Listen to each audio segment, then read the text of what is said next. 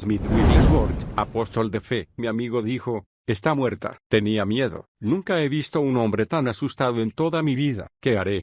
Me preguntó. Quizá ustedes piensen que lo que hice fue absurdo, pero me incliné sobre la cama y la saqué. La llevé al otro extremo del cuarto. La apoyé contra una pared y la sostuve en alto, porque ella estaba totalmente muerta. La miré a los ojos y le dije, en el nombre de Jesús, reprendo esta muerte. Todo su cuerpo, desde la coronilla hasta las plantas de sus pies, comenzó a temblar. En el nombre de Jesús, te ordeno que camines, le dije. En el nombre de Jesús, camina.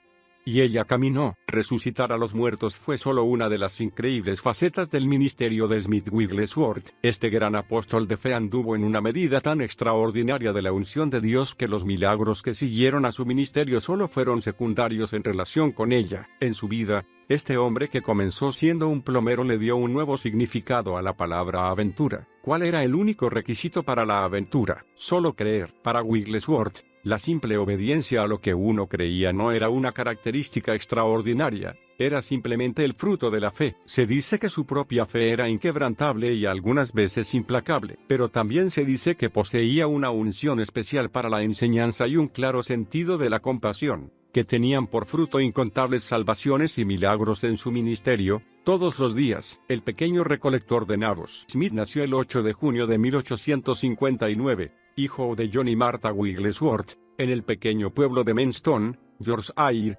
Inglaterra. El año de su nacimiento, 1859, ya era histórico. Hacía 2 años que el tercer gran despertar se desarrollaba en los Estados Unidos. William Booth se había distanciado de la religión organizada, formando el Ejército de Salvación, y la Iglesia de Gales estaba orando por un avivamiento. Que Smith fuera contado entre los otros grandes líderes cristianos como Booth en su época fue una idea que ni siquiera cruzaba las mentes de John y Martha, pero lo sería. Su hijo regresaría el fuego de Dios a una iglesia que había estado casi en cenizas durante cientos de años. La familia de Smith era pobre. Su padre trabajaba largas horas para sostener a su esposa, su hija y sus 3 hijos. Así que el niño comenzó a trabajar a los 6 años, arrancando nabos en un campo cercano. Era un duro trabajo. Sus manitas estaban lastimadas e hinchadas por haber estado arrancando nabos de la mañana a la noche. Pero esto contribuyó a formar en Smith la sólida ética de trabajo de su padre, de trabajar mucho y duramente para obtener su pago. Cuando Smith cumplió 7 años,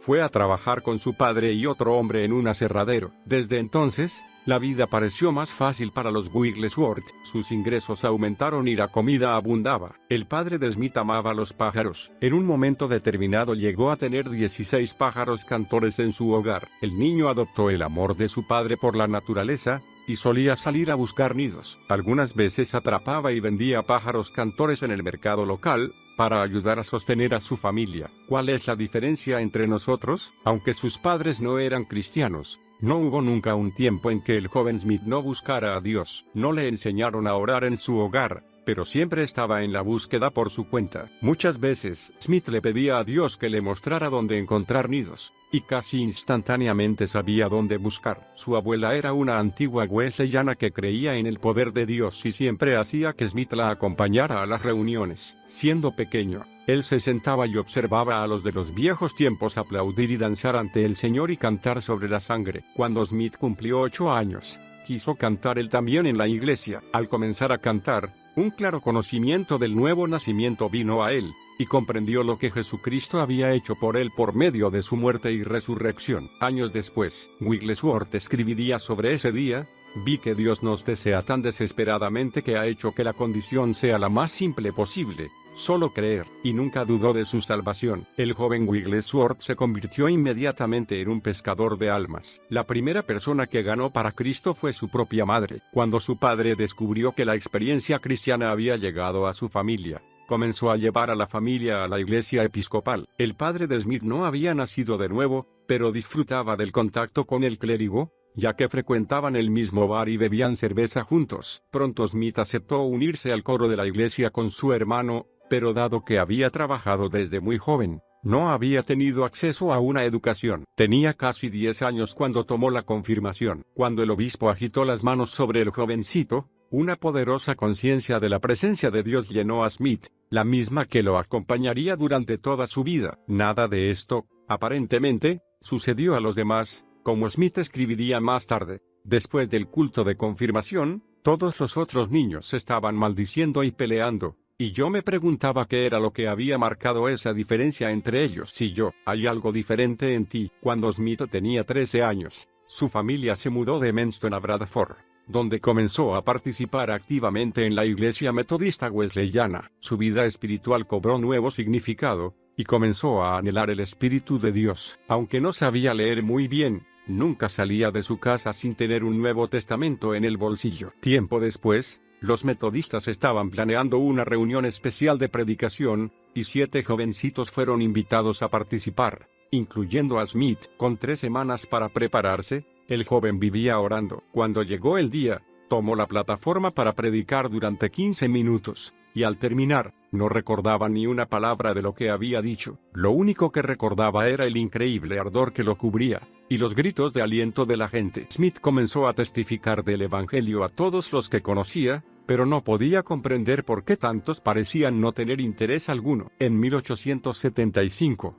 el Ejército de Salvación comenzó una obra en Bradford. Smith saltó de alegría al escuchar la noticia. Finalmente podría estar con un grupo de personas que compartían su amor por los perdidos. Así que se unió a los salvacionistas cuando estos llegaron, y pronto aprendió sobre el poder de la oración y el ayuno. El Ejército de Salvación lograba más resultados que cualquier otra iglesia en esa época, especialmente en el área de ganar almas. Muchas veces tenían vigilias de oración en las que se tendían, postrados, delante del Señor. Los primeros salvacionistas tenían gran autoridad espiritual, y esto se reflejaba en sus cultos. En las reuniones semanales, el grupo se reunía y reclamaba al menos de 50 a 100 personas para Dios, sabiendo que alcanzarían ese número y más. Docenas de personas conocieron a Jesús como su Salvador a través de la obra de Bradford. Cuando tenía 16 años, Smith conoció a un hombre de Dios en el aserradero, que le enseñó el oficio de plomero. Mientras trabajaban juntos, este hombre también enseñó a Smith el significado y la importancia del bautismo por inmersión. Ansioso por cumplir los mandamientos de la palabra, Smith obedeció alegremente y fue bautizado por inmersión poco después. Durante este tiempo,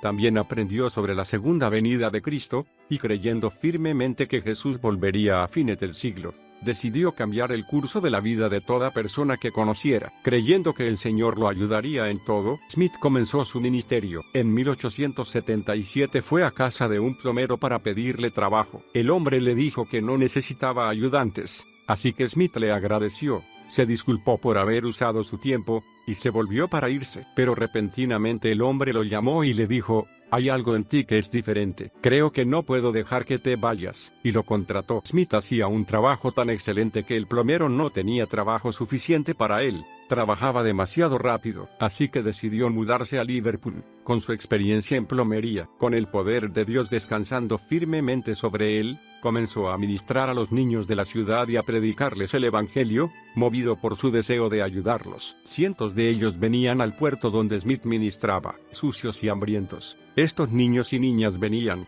y Smith se ocupaba de todos ellos. Aunque tenía buenos ingresos, nunca los gastaba en sí mismo, sino que los dedicaba a vestir y alimentar a sus pequeños amigos. Además de su ministerio a los niños, Smith y un amigo visitaban los hospitales y los barcos, testificando de Cristo. Smith oraba y ayunaba todo el día los domingos, y cada vez que ministraba al menos 50 personas eran salvas. El Ejército de Salvación lo invitaba constantemente a predicar en sus cultos, y mientras predicaba, siempre se quebrantaba y lloraba delante de la gente. Aunque deseaba tener la elocuencia de un Charles Spurgeon y otros exquisitos predicadores, fue su quebrantamiento lo que hizo que cientos de personas se acercaran al altar deseando conocer a Dios. ¿Quiénes son estos tontos? Uno de los grandes atributos de la vida de Smith Wigglesworth fue su esposa, Mary Jane Polly Featherstone. En las vidas de muchas grandes parejas que ministran, parecería que cuando uno de ellos es fuerte, el otro debe cumplir un rol menor para evitar o minimizar los conflictos. No era este el caso de los Wigglesworth. Polly era tan fuerte, o más, algunas veces,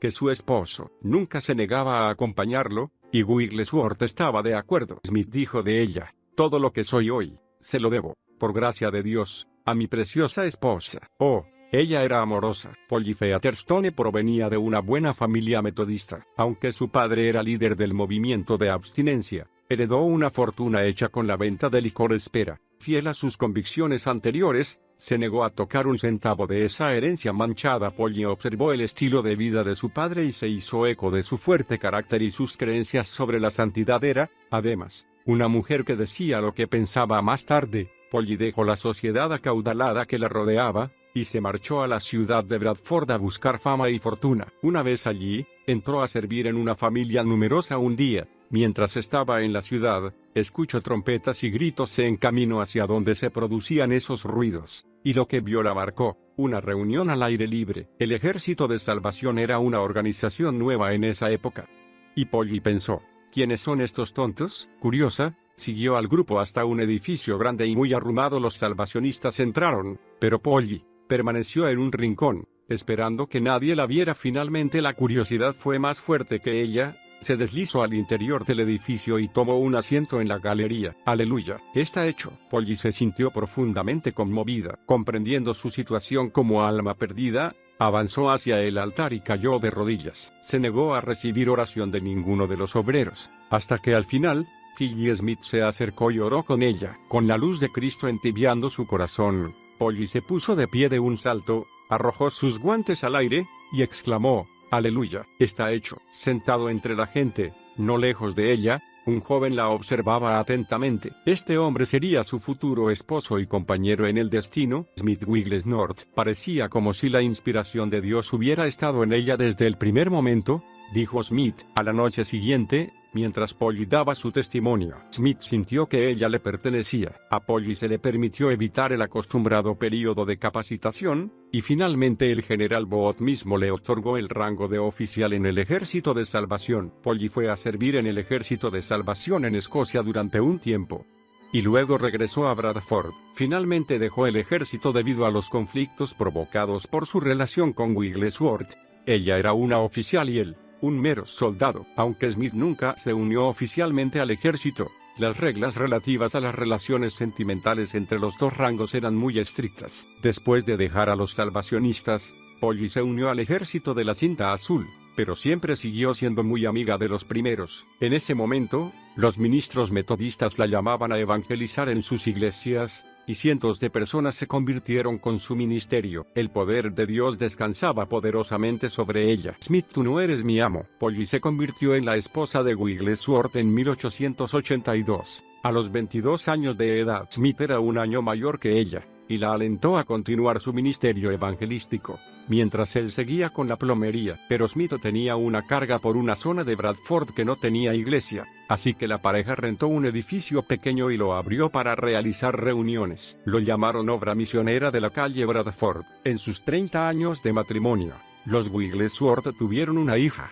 Alice, y 4 hijos, Seth, Harold, Ernest y George, que murió en 1915. Pero antes que naciera cada niño, los Wigglesworth oraban para que sirvieran a Dios. Smith se ocupaba de ellos durante los cultos, mientras su esposa predicaba. Después del mensaje, él siempre estaba junto al altar, orando con las personas para llevarlas a Cristo. Sin dejarse intimidar por el rol ministerial de su esposa, Smith decía: su tarea era echar las redes, la mía, llevar los peces a tierra. Esta última es tan importante como la primera. Él conocía el poder que tiene un corazón de siervo. El verano de 1884 fue muy malo para Bradford, y como consecuencia, los plomeros fueron muy requeridos. Smith no solo pasó todo el invierno trabajando, sino que estuvo ocupado reparando los daños ocasionados por el clima durante 2 años más. Durante estos días de mucho trabajo y gran prosperidad, Smith dejó de asistir a la iglesia con frecuencia y su corazón se enfrió hacia el Señor. Pero a medida que su fuego se enfriaba, el de Polly ardía aún más, y su celo por Dios y su vida de oración jamás declinaron. La diligencia de su esposa para las cosas de Dios hacía que la lasitud de Smith fuera aún más visible, y llegó a irritarlo su misma presencia. Una noche, Polly regresó de la iglesia un poco más tarde que lo usual. Al entrar ella a la casa, Smith exclamó: «Yo soy el amo de esta casa, y no toleraré que vuelvas aquí a estas horas». Polly respondió dulcemente: «Sé que tú eres mi esposo, pero mi amo es Cristo». Enfurecido, Smith abrió la puerta de atrás, empujó a Polly afuera, y cerró con llave. Pero en su gran enojo había olvidado cerrar la puerta de adelante, así que Polly dio la vuelta a la casa, y entró por la puerta principal, riendo. Tanto reía, que Smith finalmente se rindió y rió con ella. Al reír, recibió una revelación en su corazón y en su mente. Entonces decidió pasar 10 días orando y ayunando para buscar la voluntad del Señor. Con un arrepentimiento desesperado y sincero, encontró el camino hacia la restauración. A donde llegas en la escala de Richter, la mujer es el termómetro del hogar, es un dicho muy cierto. Por ejemplo, si tu esposa está de mal humor, el resto de la familia acabará teniendo una actitud negativa. Por el contrario, si tu esposa está alegre, sin importar lo mal que te sientas, todo parece más alegre. Polly Wigglesworth ilustraba bellamente el principio de la estabilidad. Estoy segura de que su fidelidad y su gozo pasaron por una severa prueba mientras su esposo estaba apartado de Dios. Ella era una predicadora muy conocida, que realizaba cultos evangelísticos en toda la ciudad, y veía a cientos de personas acercarse a Cristo.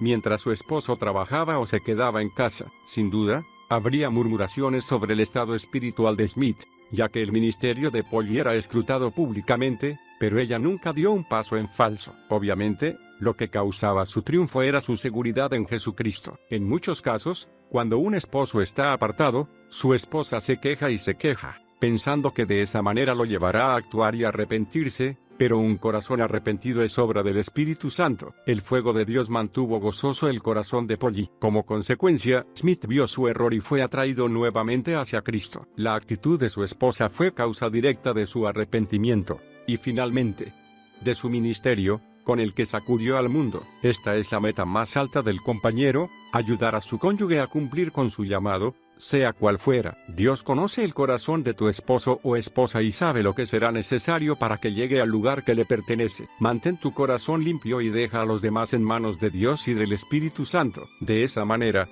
no perderás jamás. La primera sanidad. A fines del siglo XIX, Smith viajó a Leeds para comprar materiales para su trabajo de plomería. Mientras estaba allí, asistió a un culto en una iglesia donde se ministraba sanidad divina. Smith estuvo observando las maravillosas sanidades que se producían, y su corazón se conmovió. Entonces comenzó a buscar a los enfermos en Bradford, y pagaba sus viajes para ir a las reuniones de sanidad de Leeds. No se atrevía a contarle a su esposa lo que hacía, ya que temía que ella también se burlara, como otros lo hacían en su época, considerando que la sanidad divina era una muestra de fanatismo. Pero cuando Polly descubrió la verdad, escuchó atentamente el relato de Smith sobre las reuniones, y fue con él a Leeds, ya que ella misma necesitaba sanidad. Allí recibió la oración de fe y fue sana instantáneamente. Desde ese día en adelante, los Wigglesworth fueron apasionados de las verdades de la sanidad divina. Como resultado de esto, su iglesia en Bradford creció, por lo que buscaron un nuevo lugar. Consiguieron un edificio en la calle Bowland y llamaron a la obra misionera de la calle Bowland. Tenían un enorme rollo pintado en la pared detrás del púlpito, que decía: «Yo soy el Señor que te sana». La primera experiencia personal de Smith con la sanidad se produjo en los primeros años del siglo XX. Él había sufrido de hemorroides desde su juventud, por lo que un ministro que estaba de visita oró y se puso de acuerdo, en fe, con Smith, para creer en que ese problema sería sanado por Dios. Hasta este momento, Smith había usado sales todos los días, pero sintiéndose totalmente seguro de la voluntad de Dios, dejó de utilizarlas, y descubrió que estaba completamente sano, como lo estuvo por el resto de su vida. Para ahora, Smith estaba totalmente dedicado al ministerio de sanidad. Dado que trabajaba en forma independiente, tenía tiempo para llevar grupos de personas al hogar de sanidad de Leeds, siempre pagando los gastos de todos. Smith era conocido por su gran compasión por los enfermos y los necesitados. Los obreros de Leeds veían a Smith reñir con grupos de personas y reían para sí, porque él no entendía que Dios podía sanar a los enfermos en Bradford, tal como lo hacía en Leeds, empujado hacia el púlpito. Comprendiendo que Smith necesitaba un empujoncito para comenzar su ministerio público, los líderes del hogar de sanidad de Leeds tomaron una decisión, y le pidieron que los reemplazara en el púlpito mientras ellos iban a la convención de Keswick. Smith dudó al principio, pero los ministros le aseguraron que él podía hacerlo. Así que se consoló pensando que simplemente podía hacerse cargo y que habría muchas otras personas que podrían predicar. Cuando llegó el día de ministrar, Smith estaba a cargo de la reunión, pero no había quien predicara. Todos estuvieron de acuerdo en que Smith debería hacerlo. Vacilando, comenzó a ministrar, y al terminar su mensaje, 15 personas se acercaron para que orara por su sanidad. Un hombre se acercó andando con un par de muletas, y cuando Smith oró por él, el hombre comenzó a saltar por todos lados, sin sus muletas, totalmente sano. Nadie estaba más sorprendido que Smith. A partir de esta reunión comenzaron a abrirse las puertas para que Smith predicara, y pronto anunció que realizaría una reunión con oración por sanidad en Bradford. En la primera noche, 12 personas pasaron al frente para pedir oración, y todas fueron sanadas. Una mujer tenía un tumor muy grande que drenaba constantemente. Después de la oración de fe, fue a su casa y al día siguiente dio testimonio diciendo que, del tumor, solo le quedaba una cicatriz. Por favor, silencio. Muy poco después, Smith debió enfrentar su primer desafío. Era una situación de vida o muerte. La esposa de un querido amigo suyo estaba tan enferma que los médicos esperaban que muriera durante la noche. El amigo de Smith dijo que no tenía fe para creer por su esposa, pues no sabía cómo hacerlo. El corazón de Smith se llenó de compasión y decidió ayudar a esta familia. Entonces fue a buscar a un ministro que estaba abriendo una pequeña iglesia en Bradford y le pidió que fuera a orar por esta mujer, pero el ministro se negó. Smith fue entonces a ver a un amigo,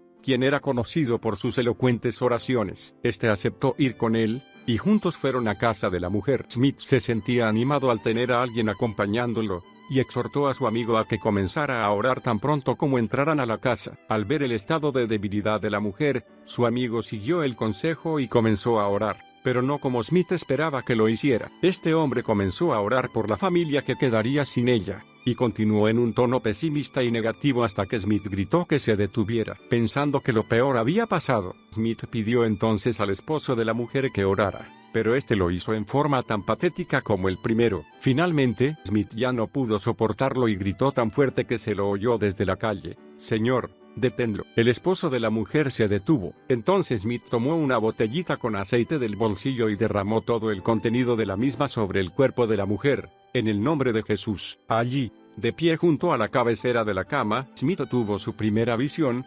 Repentinamente, el Señor Jesús apareció. Yo tenía mis ojos abiertos y lo estaba contemplando. Él sonrió con una de esas sonrisas suyas tan dulces. Nunca he perdido esa visión, la visión de esa hermosa y suave sonrisa. Pocos minutos después de terminada esta visión, la mujer se sentó en su cama, llena de nueva vida. La mujer vivió para criar varios hijos y murió tiempo después que su esposo. Diablo, sal fuera. Mientras el hambre de Smith por la palabra crecía, él nunca permitió ninguna publicación en su hogar, ni cristiana ni secular, excepto la Biblia. Sentía que lo único que debía conocer era la palabra de Dios. Smith dijo de su esposa: «Ella vio cuán ignorante era yo, e inmediatamente comenzó a enseñarme a leer bien y a escribir, pero lamentablemente nunca logró enseñarme ortografía». La siguiente experiencia de Smith con una situación de vida o muerte se produjo en su propio cuerpo. Un día, lo atacó un dolor agudo y debió guardar cama. Dado que él y Polly habían acordado que no tendrían medicinas en su casa,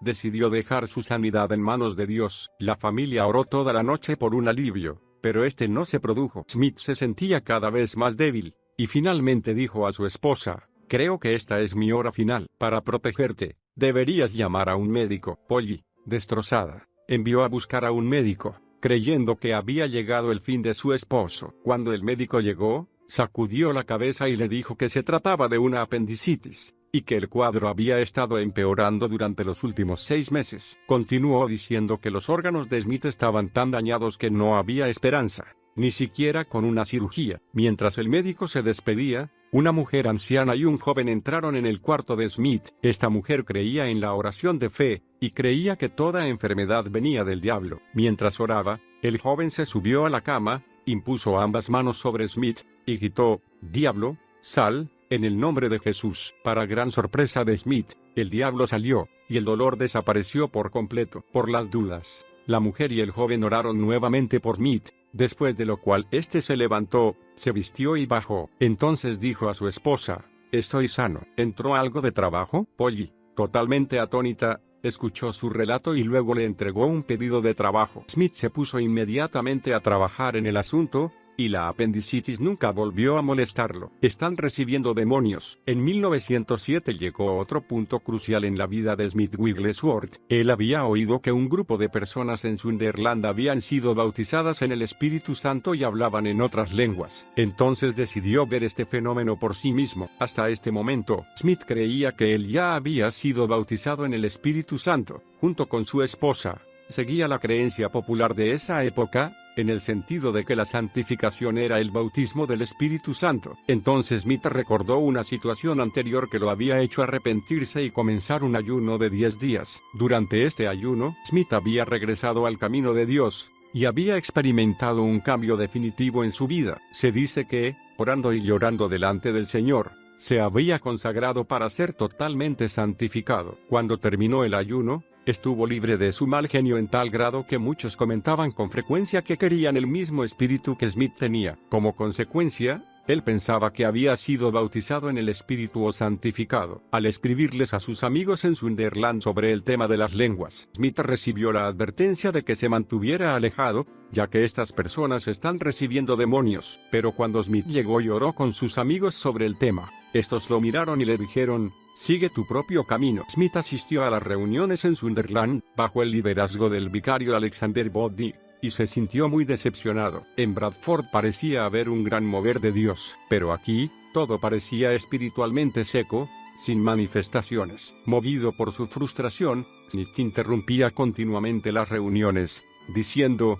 he venido desde Bradford, y deseo esta experiencia de hablar en lenguas como lo hicieron en el día de Pentecostés, pero no comprendo por qué nuestras reuniones parecen estar llenas de fuego, y las de ustedes no. Smith, desesperado en su búsqueda, interrumpió tantas veces las reuniones que finalmente fue disciplinado y expulsado del edificio. Bañado en el poder y la gloria, Smith, buscando a Dios con todo su corazón para experimentar este bautismo en el Espíritu Santo, fue a un centro de reuniones cercano del Ejército de Salvación para orar. 3 veces el poder de Dios lo abatió al suelo. Los salvacionistas le advirtieron sobre el hablar en lenguas, pero Smith estaba decidido a conocer a Dios en esa área. Durante 4 días estuvo delante del Señor esperando hablar en otras lenguas, sin resultados. Finalmente, desalentado en su espíritu, sintió que era hora de regresar a Bradford, pero antes de partir, se dirigió a la casa pastoral para despedirse de la esposa del vicario.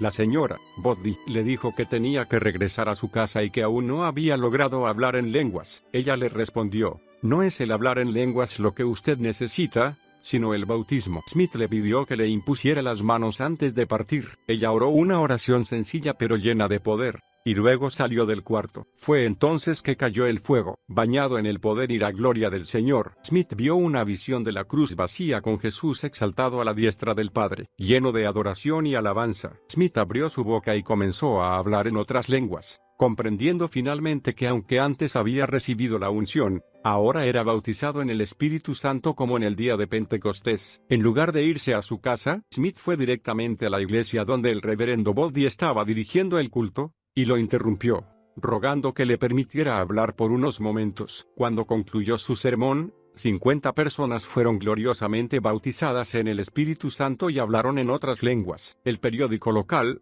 el Sunderland Daily Echo, dio la noticia, con un relato detallado de la experiencia de Smith, incluyendo las lenguas y las sanidades. Smith entonces telegrafió a su hogar para contarles la gran noticia. Risa santa. Al regresar a Bradford, Smith sentía que debería enfrentar algunas luchas en relación con su recién hallado gozo. Y tenía razón. Tan pronto como cruzó el umbral, Polly le dijo firmemente: quiero que comprendas que yo estoy tan bautizada en el Espíritu Santo como tú, y no hablo en lenguas. El domingo predicarás tú, y veré qué hay en esto. Polly guardó su palabra, y cuando llegó el domingo, se sentó en el último banco de la iglesia. Mientras Smith se acercaba al púlpito, el Señor le dio el pasaje de Isaías 61, 1 al 3. Smith predicó con gran poder y seguridad mientras Polly se retorcía en el banco, diciéndose a sí misma: ese no es mi Smith, Señor.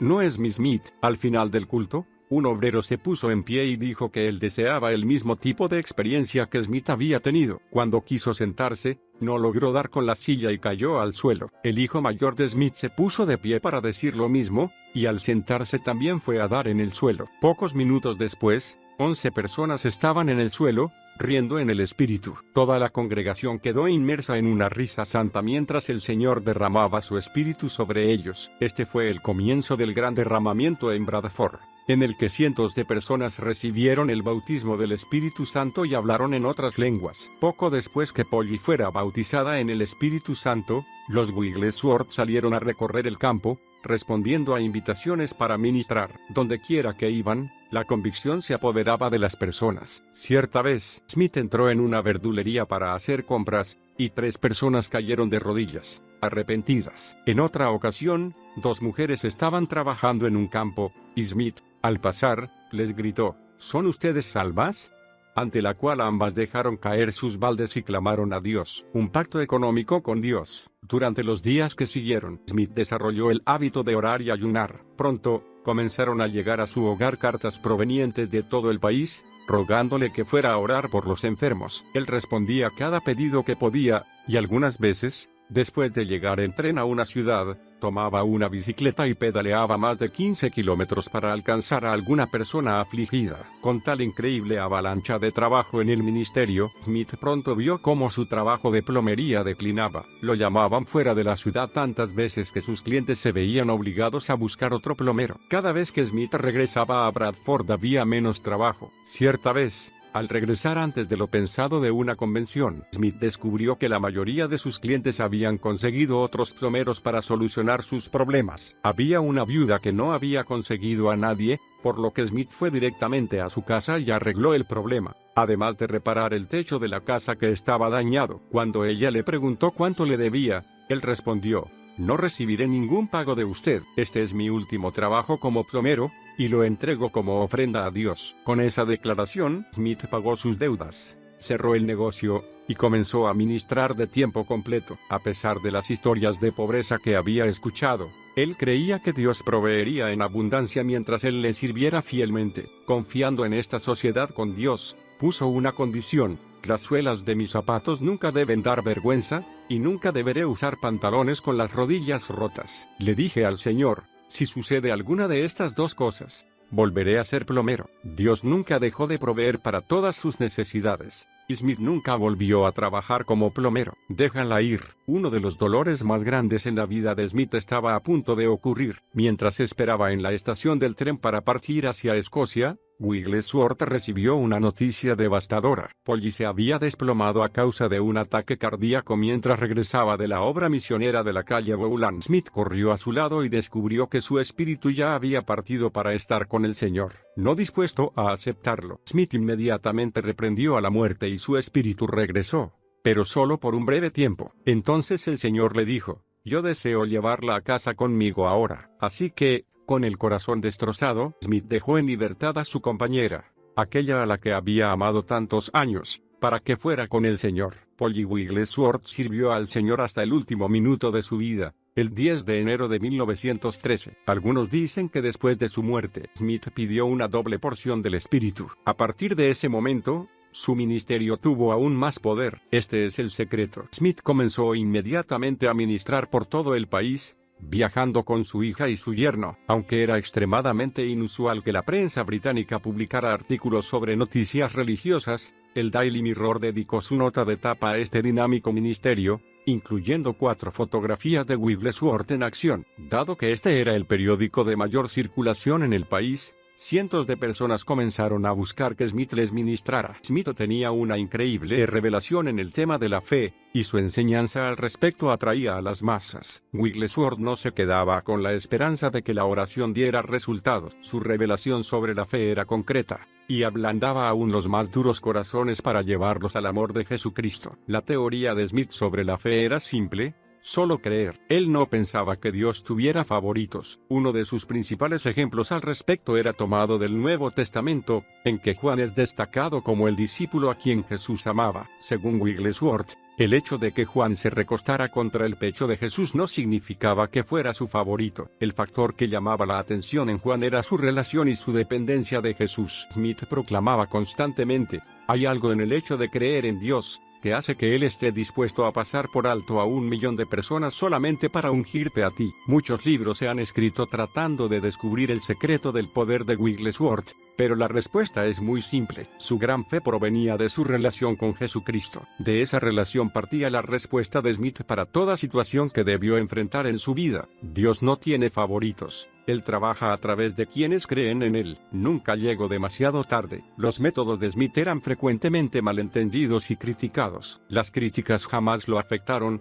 sino que tenía compasión de sus críticos. En lugar de vengarse, decía: no me mueve lo que veo o lo que oigo, Me mueve lo que creo. El Espíritu Santo comenzó a enseñar a Smith los diversos grados de la fe. Él fue el primero en enseñar que la fe podía ser creada en otras personas. Un ejemplo de este concepto fue un niño que estaba muy enfermo. La familia había enviado a buscar a Smith, pero cuando llegó, la madre lo recibió a la puerta y le dijo: «Usted ha llegado demasiado tarde. No hay nada que pueda hacer por él». Smith le respondió: «Dios nunca me ha enviado a ningún lugar demasiado tarde». El estado en que estaba el niño era tan grave, que si alguien lo movía, su corazón se detendría y moriría. Naturalmente, la familia no tenía fe y el niño estaba demasiado enfermo para creer por sí mismo. Antes de poder orar por el niño, Smith tuvo que salir para cumplir con un compromiso en la capilla local, pero dijo a la familia que regresaría. También les dijo que prepararan la ropa del niño, porque Dios iba a levantarlo. Cuando Smith regresó, la familia no había hecho lo que él les había pedido. Y al ver su fe, se sintieron avergonzados y prepararon la ropa del niño. Entonces Smith les pidió que solamente le pusieran medias en los pies. Después, ya dentro del cuarto del niño, Smith cerró la puerta y dijo al niño sin vida que le iba a suceder algo diferente de todo lo que había ocurrido antes. «Cuando coloque mis manos sobre ti, la gloria del Señor llenará este lugar. Hasta que yo ya no pueda estar de pie, caeré sin remedio al suelo». Tan pronto como Smith tocó al niño, el poder de Dios llenó el cuarto y fue tan fuerte que Smith cayó al suelo. De repente, el niño comenzó a gritar: «Esto es para tu gloria, Señor». Smith todavía estaba en el suelo cuando el niño se levantó y se vistió solo. Luego abrió la puerta y gritó: «Papá, Dios me sanó, estoy sano». Tal fue la gloria que llenó la casa, que también el padre y la madre cayeron al suelo. Su hermana, que había sido dada de alta de un hospicio, fue completamente sana en su mente. Todo el pueblo se conmovió, y comenzó un avivamiento que se extendió por toda la ciudad. En ese día milagroso, Smith aprendió cómo transferir fe por medio de la imposición de manos. Su ministerio jamás volvería a ser el mismo, porque había aprendido un nuevo grado de la fe. La fe podía ser creada y transferida a la vida de otra persona. «Corre, mujer, corre». A medida que su fe comenzaba a aumentar, el Señor le mostró otro principio: la fe debe traducirse en acción. Hasta entonces, el creyente promedio parecía creer que Dios se movía solamente en forma soberana, y que él no tenía intervención alguna. El ministerio de Smith Wigglesworth trajo nueva luz a esta zona oscura. Por medio de su profunda relación con el Señor, comenzó a notar en la Biblia que las personas que recibían de Dios habían actuado según su palabra para producir resultados. Así, su ministerio comenzó a adoptar esta operación de fe en cada culto. Al comienzo de sus llamados al altar, Smith decía: «Si usted adelanta solo un pie, será bendecido. Si avanza 1 metro, recibirá más. Si viene hasta la plataforma, oraremos por usted, y Dios satisfará sus necesidades con su provisión». Esta fue la verdad central de su ministerio en relación con la fe, una verdad que muchos llamaron despiadada. Las acciones de Smith Wigglesworth eran producto de una gran compasión y una fe sólida como la roca en Dios. El cristiano debe actuar como consecuencia de lo que cree para recibir la manifestación, y algunas veces Smith debía iniciar la acción para algunas personas. Él llamaba a esta clase de ministerio como una sanidad minorista, más que nada porque su propia fe contribuía en gran manera a la acción individual de la persona. Por ejemplo, en una reunión en Arizona, una joven respondió al llamado para sanidad, ya que sufría mucho debido a la tuberculosis. Cuando ella avanzó por el pasillo, Smith le dijo: «Ahora voy a orar por ti, y luego correrás por el pasillo». Entonces oró y luego dijo: «Corre, mujer, corre». Pero la mujer dijo: «Es que no puedo correr, apenas puedo tenerme en pie». «No me contestes, haz lo que digo». Ella dudaba, por lo que Smith saltó de la plataforma, la tomó por el brazo, y comenzó a correr. Ella se aferró a él hasta que tomó velocidad, y luego salió corriendo por el auditorio sin esfuerzo alguno. Había otra mujer en la misma reunión, cuyas piernas estaban atadas por la ciática. Smith le dijo que corriera, y ella dudaba tanto que él la empujó. Luego corrió por el edificio con la mujer aferrada a su brazo. Finalmente, el poder de Dios se transfirió a su acción, y fue completamente liberada. La mujer llegó caminando a todas las demás reuniones, negándose a tomar un coche, feliz de poder utilizar a pleno sus piernas otra vez. «Papá, me recorre todo el cuerpo». Algunas veces, en su ministerio, Smith usaba otro enfoque para actuar sobre la fe. Leía porciones de la Biblia,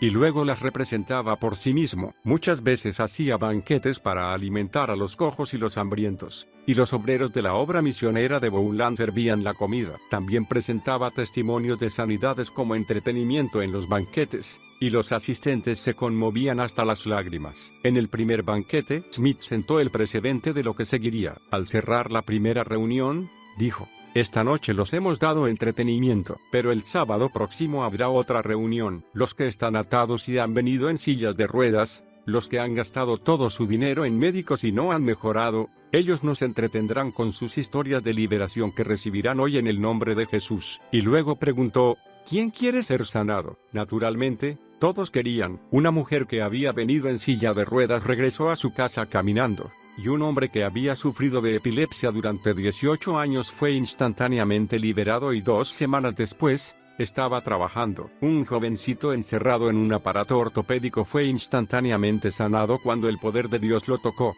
y comenzó a gritar: papá, papá, papá, me recorre todo el cuerpo. Semana tras semana, corría la voz de los milagros de sanidad de los cultos anteriores entre los enfermos y afligidos, atrayéndolos al banquete. ¡Qué tremendo avivamiento se produjo entre ellos! Simplemente por actuar en obediencia a la palabra de Dios, yo moveré al Espíritu. Smith Wigglesworth tomaba Hebreos 11:6 muy en serio. Creía personalmente que era imposible agradar a Dios sin fe. Por lo tanto, incorporó esa fe en toda área de su vida espiritual, incluyendo las obras del Espíritu Santo. Bastaba que el más leve soplo del Espíritu viniera sobre él para que se recluyera en un cuarto para estar a solas con Dios. En el desarrollo de esta relación, Smith fue comprendiendo la acción de fe a medida que cooperaba con el Espíritu Santo. Cierta vez, en una reunión, alguien comentó cuán fácilmente Smith era movido por el Espíritu. Cuando le preguntaron cuál era su secreto, respondió: bueno, verán, es algo así: si el Espíritu no me mueve, yo muevo al Espíritu. Quienes no comprendían los principios de la fe pensaron que su comentario era arrogante e irrespetuoso. Pero en realidad, Smith sabía cómo mover al Espíritu de Dios. Todo surge de la fe, no de la arrogancia. Si el Espíritu Santo no se movía al comienzo de un culto, Smith comenzaba la reunión en estado natural. Pero por su fe, podía hacer que la gente se concentrara en la palabra y el poder de Dios y hacer crecer sus expectativas. De esta manera, el Espíritu Santo se manifestaba en respuesta directa a su fe. Smith tomaba la iniciativa y movía los dones que había en él por medio de la fe. No esperaba que algo viniera sobre él y lo dominara espiritualmente. Para él, cada acción, cada operación y cada manifestación brotaban de una sola cosa: la fe absoluta. La verdadera fe confronta, y es encendida por la iniciativa. Entonces, Smith Wigglesworth comenzó a enseñar al cuerpo de Cristo que ellos podían hablar en lenguas por iniciativa. Para él, la fe era la sustancia principal que conmovía al espíritu humano, no la soberanía. J. E.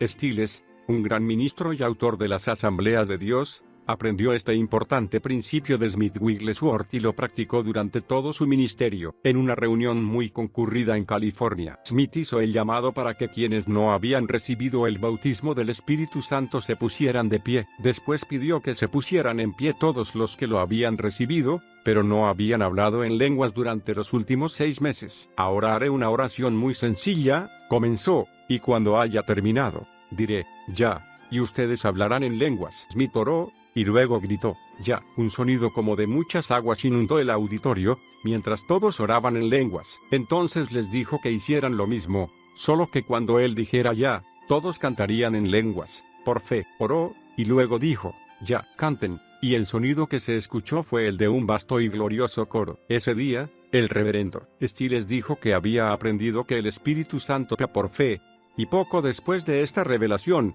lanzó su ministerio internacional. Otro secreto: Smith Wigglesworth fue un hombre movido grandemente por la compasión. Recibía pedidos de oración de todas partes del mundo, y tenía poca paciencia para con los demonios, especialmente cuando estos se atrevían a interrumpir sus reuniones. Clamaba a Dios y lloraba por las personas que los habían enviado. Muchas veces, cuando ministraba a los afligidos, corrían lágrimas por sus mejillas. También era muy tierno con los niños y los ancianos. En sus cultos, cuando el calor se hacía casi insoportable, sentía gran compasión y llamaba a los niños y a los ancianos para orar primero por ellos. Como demostración de las verdades de Hechos 19, 11 y 12, Miles y miles de personas fueron sanadas cuando Smith oraba y enviaba pañuelos a quienes no podía visitar. Un amigo íntimo habló de la sinceridad y compasión que Smith reflejaba, diciendo, cuando llegaba el momento de abrir las cartas, teníamos que detener todo lo que estábamos haciendo y tomar la carga. No había nada apresurado ni descuidado en sus métodos. Todos los que estábamos allí debíamos unirnos a las oraciones e imponer las manos sobre los pañuelos que se enviaban a los afligidos. Eran tratados como si los que habían escrito las cartas estuvieran allí mismo, en persona. Trátelo como a un perro. Comprendiendo que la fuente de donde surgían todos los milagros de Cristo era su compasión, Smith se volvió directamente agresivo para deshacer las obras del diablo. Su única meta era sanar a todos los oprimidos y enseñar al cuerpo de Cristo a tratar con el diablo sin miramientos. Cierta vez,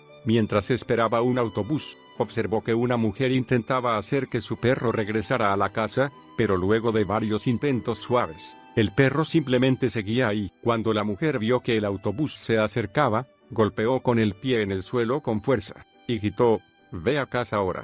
Y el perro corrió a casa con la cola entre las patas. «Así hay que tratar al diablo», dijo Smith, en voz alta como para que todos lo oyeran. Tenía poca paciencia para con los demonios, especialmente cuando estos se atrevían a interrumpir sus reuniones. Cierta vez estaba dirigiendo una reunión, y no lograba liberarse para predicar, así que comenzó a gritar. Nada sucedió. Se quitó el saco, y seguía sin suceder nada. Smith preguntó entonces al Señor qué era lo que andaba mal, y al hacerlo, el Señor le mostró una fila de personas que estaban sentadas juntas en un banco, tomadas de las manos. Smith supo inmediatamente que se trataba de espiritistas que tenían como objetivo destruir la reunión. Smith comenzó a predicar y bajó de la plataforma hacia el lugar donde estaban sentadas esas personas. Entonces se tomó del banco y ordenó al diablo que se fuera. Todo el grupo cayó al suelo en un montón y luego salió del templo corriendo en total desorden. Cuando echaba fuera demonios, Smith tenía plena confianza y seguridad en su fe. Las oraciones no debían ser largas. Si la oración era de fe,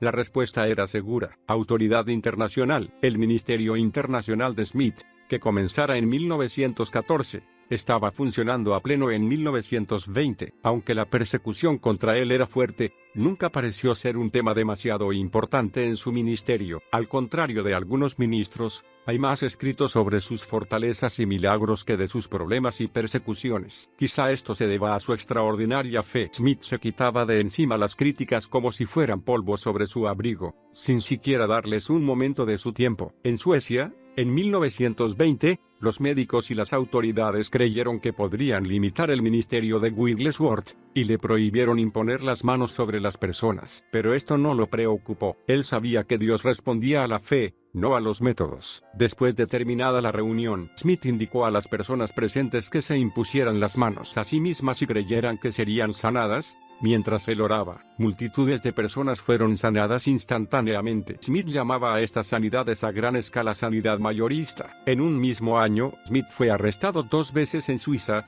por ejercicio ilegal de la medicina. La tercera vez, los oficiales llegaron a la casa del ministro pentecostal para arrestar a Wigglesworth, y el ministro les dijo, «El señor Wigglesworth no está aquí en estos momentos, pero antes que lo arresten, quisiera mostrarles el resultado de su ministerio en este lugar». Entonces los llevó hasta la parte baja de la ciudad, al hogar de una mujer a la que ellos habían arrestado muchas veces. Al ver la manifestación de la completa liberación de esta mujer, y su fe en Jesucristo, los oficiales se conmovieron. Se volvieron hacia el ministro y le dijeron, «No queremos detener esta obra. A este hombre tendrá que arrestarlo otra persona». Y otra persona lo hizo. Pero ya avanzada la noche, vino un oficial y le dijo, «No encuentro ningún delito en usted. Puede irse». A esto, Smith contestó, «No, solo me iré con una condición, que todos los oficiales que están aquí se pongan de rodillas, y yo oraré por ustedes». Pentecostés. Para 1921, el ministerio de Wigglesworth estaba floreciendo. Su hogar estaba inundado de invitaciones para ministrar en otros países, embarcándose en el más largo viaje de toda su vida. Aunque Smith era muy popular en Europa y Estados Unidos, nadie pareció notar su llegada a Colombo, Ceilán, Sri Lanka. Pero pocos días después, las multitudes llenaban el edificio tratando de conseguir un lugar. Muchos quedaron afuera. Cuando la reunión terminaba, Smith pasaba por entre medio de miles de personas, tocándolas y creyendo en el poder de Dios con ellas. Según los relatos, Decenas de personas fueron sanadas con el solo paso de su sombra por encima de ellas. En 1922 viajó a Nueva Zelanda y a Australia. Algunos creen que las reuniones de Smith fueron el punto de partida de las iglesias pentecostales en estos dos países. Aunque solo pasó unos meses allí,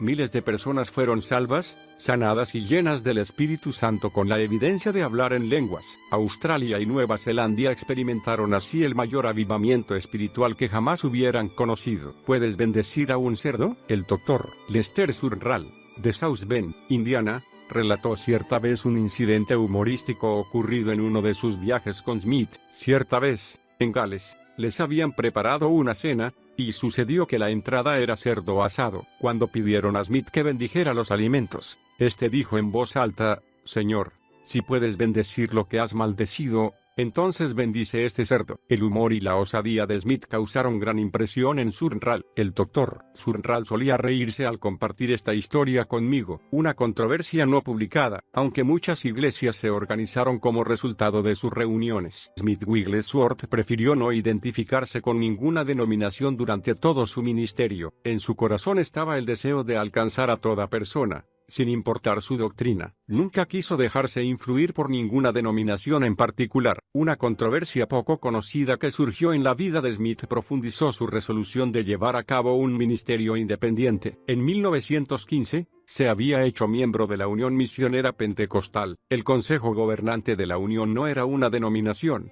ni impartía licencias ministeriales ni ordenaciones. Simplemente era una cubierta para ministerios de fe similar. Smith sirvió con la UMP hasta que se vio obligado a renunciar, en 1920. En ese momento, Smith era viudo hacía 7 años y se había hecho amigo de una mujer, la señorita Amphlett. Smith le dijo que sentía que tenía una afinidad espiritual con ella, pero la señorita Amphlett rechazó la idea, y ella y otra mujer escribieron una carta quejándose a la UMP.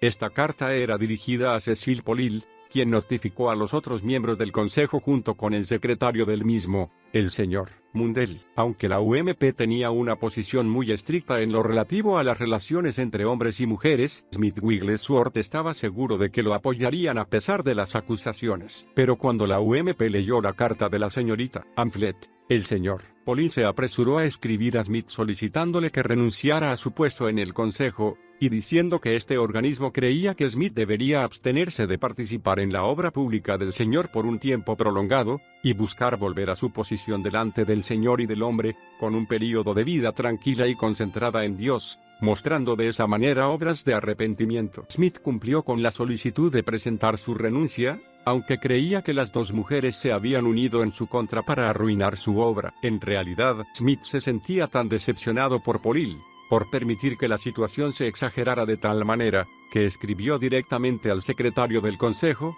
el señor Mundell: «Creo que el señor Polil se ha pasado del límite esta vez.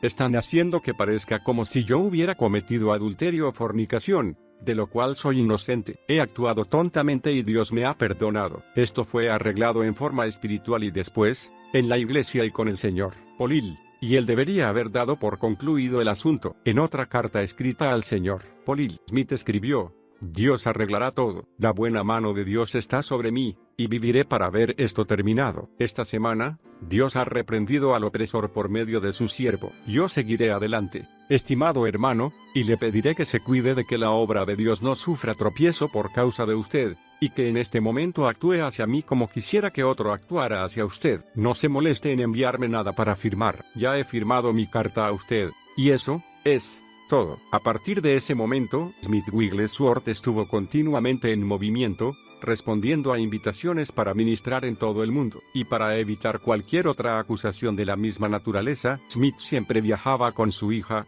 Alice. La controversia que causó su renuncia no lo detuvo. En realidad, pareció impulsarlo aún más. Esto sucede muchas veces cuando las personas salen de la dirección de las denominaciones. Sé que la UMP no era una denominación, pero estas clases de comités gobernantes algunas veces desarrollan un elemento de control aun cuando hayan comenzado con un espíritu correcto. El control puede ser muy leve, pero aún así afecta el fluir del ministerio. Para Smith era mejor actuar en forma independiente. No necesitaba la reputación de la UMP, ni estar asociado a ella. Él tenía el poder de Dios. Es mejor vivir preparados. Wigglesworth amaba la palabra de Dios y era muy disciplinado en su estudio de ella. Nunca se consideraba totalmente vestido hasta que tuviera su Biblia con él. Mientras otros leían novelas o periódicos, él leía la Biblia. Nunca dejaba la mesa de un amigo sin leer, como solía decir, un poquito del libro. Las aflicciones tuvieron que ceder, aunque los ojos de Wigglesworth habían visto muchos milagros y sanidades instantáneas.